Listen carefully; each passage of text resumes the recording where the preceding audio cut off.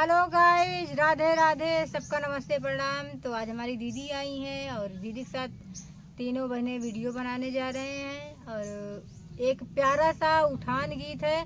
आप लोगों को कैसा लगेगा आप लोग कमेंट में बताना है। और चलते हैं अब गीत पर लेकर। सोहर पर का उठान गीत। कामर में दर्दिया उठै पिया, कामर में दर्दिया उठै पिया, कामर में दर्दिया उठै पिया। कह तू तो मोरी धन माया का बोलाई दे, कह तू तो मोरी धन माया का बोलाई दे, कह तू तो मोरी धन सासू का बोलाई दे। अरे हिया नहीं हुआ नहीं हिया नहीं बाय, अरे हिया बूढ़ी मन कई काम नहीं बाय, अरे हिया बूढ़ी मन कई काम नहीं बाय, अरे हिया बूढ़ी मन कई काम नहीं बा। कामर में दर्दिया उठै पिया, कामर में दर्दिया उठै पिया। कह तू तो मोरी धना भभी का बोलाई दे, कह तू तो मोरी धना भभी का बोलाई दे।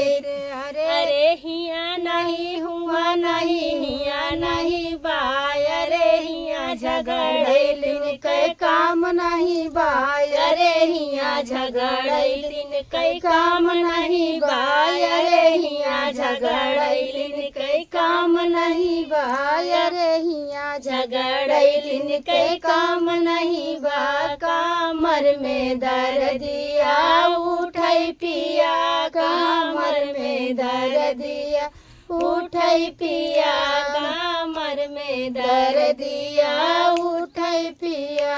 कह तू तो मोरी धना छोटी का बोलाई दे, कह तू तो मोरी धना छोटी का बोलाई दे, कह तू तो मोरी धना छोटी का बोलाई दे।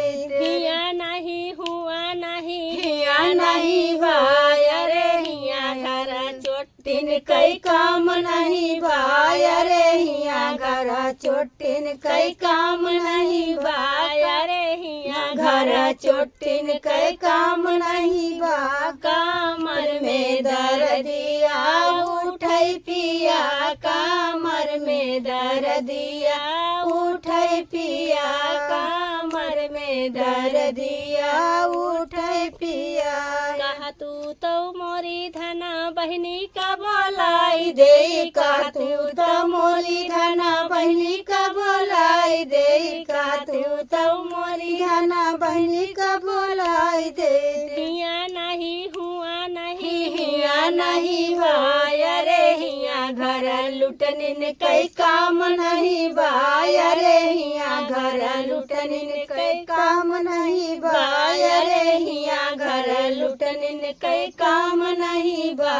कामर में दर्दिया उठै पिया, कामर में दर्दिया उठै पिया, कामर में दर्दिया उठै पिया, कामर में दर्दिया उठै पिया। तो फ्रेंड, आप लोगों को ये गीत कैसा लगा धमाकेदार, आप लोग कमेंट में ज़रूर बताना।